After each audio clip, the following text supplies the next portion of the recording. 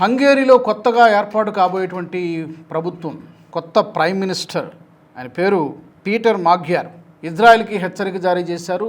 మా దేశం కనుక వస్తే, హంగరీ వస్తే బెంజమిన్ నెతన్యాహును అరెస్ట్ చేస్తాం అని చెప్పి ఆయన తాజాగా ప్రకటించారు.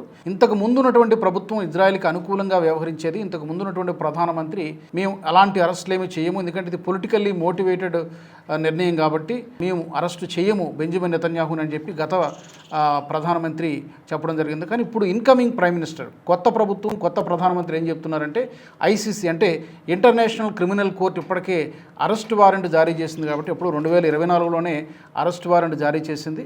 దీన్ని బట్టి మా దేశం వస్తే మాత్రం మేము తప్పకుండా బెంజమిన్ నెతన్యాహును అరెస్ట్ చేస్తామని చెప్పి పీటర్ మాగ్యార్ చెబుతూ ఉన్నారు.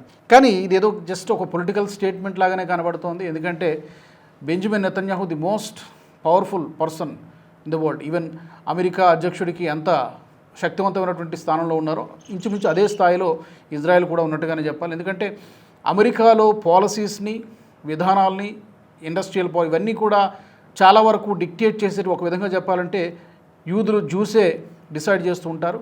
అలాంటి శక్తివంతమైనటువంటి స్థానంలో ఉన్నటువంటి ఇజ్రాయెల్ ప్రైమ్ మినిస్టర్ మేము అరెస్ట్ చేస్తామని చెప్పడం ఏదో జస్ట్ మా స్టాండ్ ఇది అని తెలియజెప్పడం కోసం మాత్రమే ఇచ్చినటువంటి స్టేట్మెంట్లా కనబడుతుంది. కానీ ప్రాక్టికల్గా ఇదేది వర్కౌట్ అయ్యేలాగా కనిపించట్లేదు. గతంలో ఇలాంటి స్టేట్మెంట్స్ చాలా దేశాలు ఇచ్చాయి. బట్ ఇది కూడా ఇంతవరకు అటువైపు వెళ్లాల్సినటువంటి అవసరం కూడా బెంజమిన్ నెతన్యాహుకు ఉండదు.